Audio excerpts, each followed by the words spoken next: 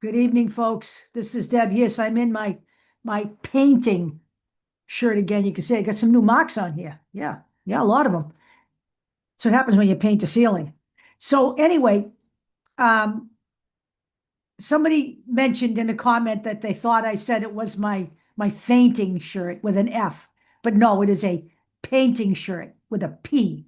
It could be a fainting shirt with an F by the time I'm done with this room, but right now it's a painting shirt with a P. So tomorrow night is do or die night for the Fever, okay? It is, you know, as Caitlyn Clark said today, the first home playoff game since 2016 for the Fever. And she said this during a video that they made for the fans, telling them to come out and be loud and proud, okay? And that's what they need. They need to be able to take this back to Atlanta, okay? And see what they can do. So honestly, I wish them the best of luck. I am a Fever fan, because I'm a Caitlyn Clark fan.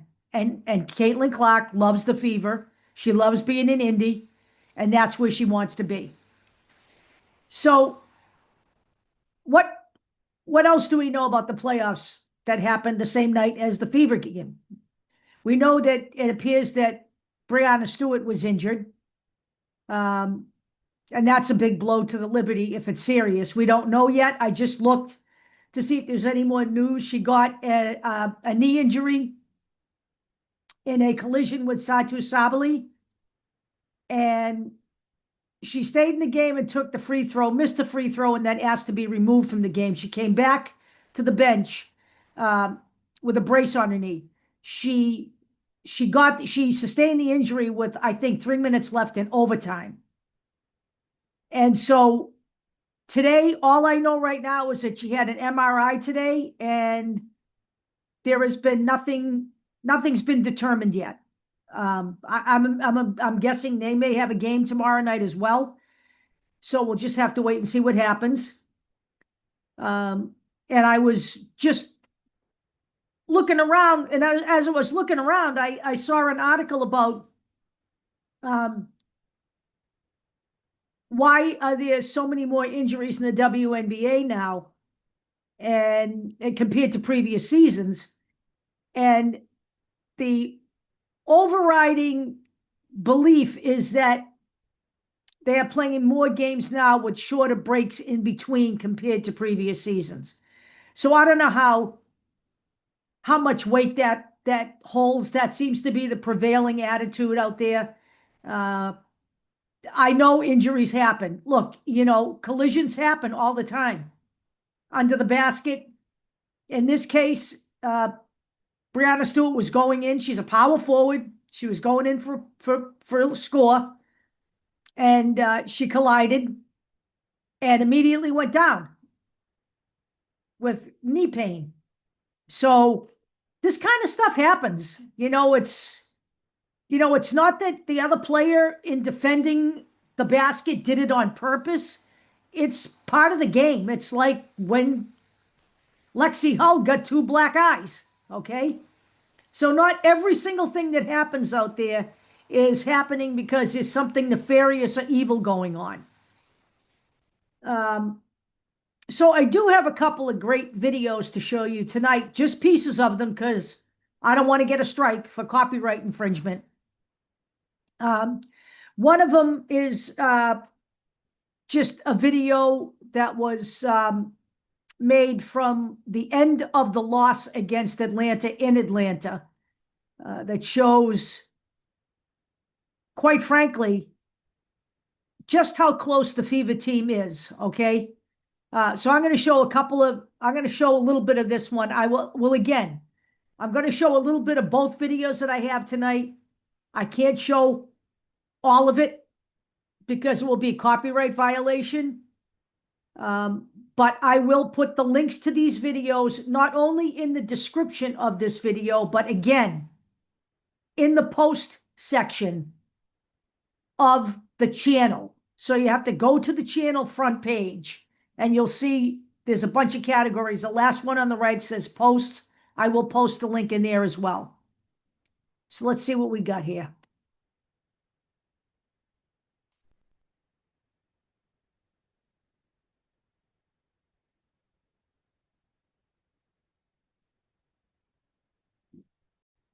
So for anybody who says the Fever team isn't close, Howard, Ali Shagray, 20 points apiece. Nas Hillman with 14 of her 16 in the second half. And Caitlyn Clark, Kelsey Mitchell in Indiana get ready to head back to the Midwest as Ali Shagray is with us. The Indiana Fever walked off the court after Game 1 against the Atlanta Dream. And while the scoreboard read 80-68 in favor of Atlanta, what stood out wasn't just the loss, but the bond on full display between Caitlyn Clark and Kelsey Mitchell. As the Dream tossed prizes into the stands, showering their fans with celebration, Caitlyn and Kelsey walked side by side, locked in conversation. The game didn't end the way they wanted, but their body language spoke louder than anything. No matter the outcome, they've got each other's backs. You could see Kelsey's intensity still radiating after the final buzzer. now, there's been a lot of trash talking about Kelsey Mitchell disliking Caitlyn Clark all year long. She refuses to pass her the ball. She refuses to do this. She refuses to do that. You know what? They brought Kelsey Mitchell back for an 8th year with the Fever after Caitlyn Clark's rookie year because together in the backcourt, they were ferocious. Now, it didn't work out this year because Caitlyn Clark only played 13 games out of this entire season. So Kelsey Mitchell has been forced to carry the weight on her shoulders because they also lost Sydney Colson, who was Caitlyn Clark's backup, a person who is experienced, okay? So I'm actually hoping that Kelsey Mitchell comes back next year for the 2026 season. Okay, she signed through 2025, and it was a Supermax signing, and I really hope that she does not leave the Fever, okay? I hope she comes back to play in the backcourt with Caitlyn Clark.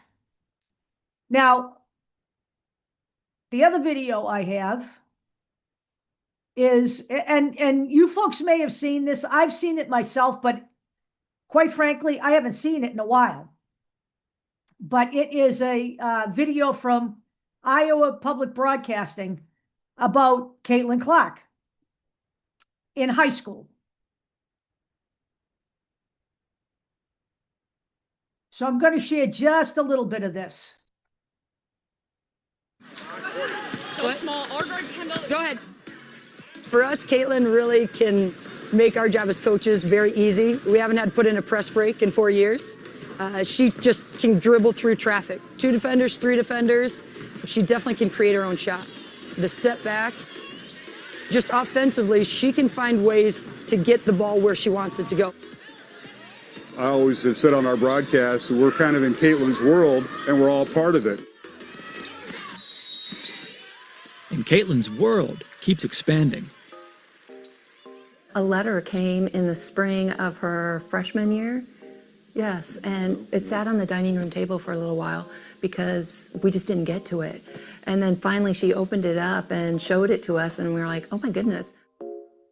Caitlyn brought home 2 gold medals as part of the U16 and U19 USA national teams, representing her country in Thailand and Argentina. When they play the national anthem, it's just so cool looking up at the flag and hearing that and knowing you're wearing a USA jersey. I don't think there's anything better. Back in West Des Moines, Caitlyn led the state in scoring twice, averaging more than 32 points per game her junior and senior seasons. She's well over 2,000 points. That's a Dowling record. Rebounds, over 500. That's a Dowling record.